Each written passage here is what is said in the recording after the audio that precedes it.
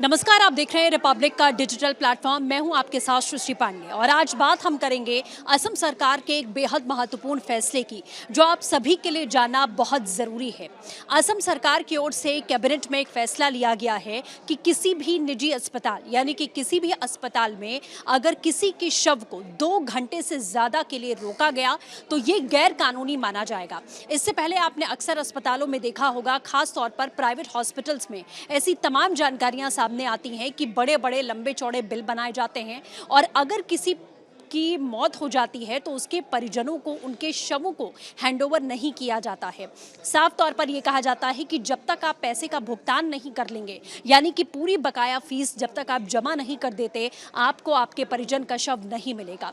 ये सीधे तौर पर असम के मुख्यमंत्री हिमंता बिस्वा शर्मा की ओर से प्रेस कॉन्फ्रेंस करके असम वासियों को संबोधित करते हुए बताया गया है कि अगर किसी भी निजी अस्पताल में इस तरीके का वाकया सामने आता है कि किसी के शव को 2 घंटे से ज़्यादा के लिए रोका गया है और परिजनों पर दबाव बनाया जा रहा है पहले फीस भरने के लिए, यानी कि बकाया बिल भरने के लिए, तो वो पूरी तरीके से अमानवीय माना जाएगा और गैर कानूनी होगा।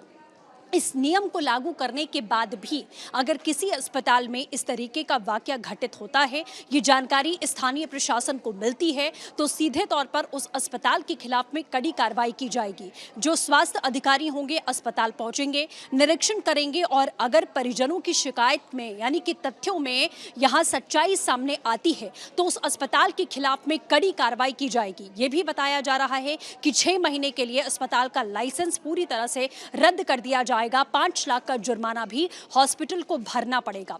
यही नहीं, अगर दोबारा इस तरीके की शिकायत उसी अस्पताल से निकलकर सामने आती है कि किसी के भी शव को 2 घंटे से ज्यादा रखा गया अस्पताल के भीतर और परिजनों से बकाया बिल को भरने के बाद ही शव देने की बात कही गई, तो उस अस्पताल के खिलाफ में दंडात्मक कार्रवाई की जाएगी। ये भी कहा जा रहा है कि अगर दोबारा से ऐसी शिकायत मिलती है तो अस्पताल का लाइसेंस पूरी तरीके से रद्द कर दिया जाएगा और उन डॉक्टर्स के खिलाफ में, अस्पताल के एडमिनिस्ट्रेशन के खिलाफ में ये कार्रवाई ज़रूर की जाएगी।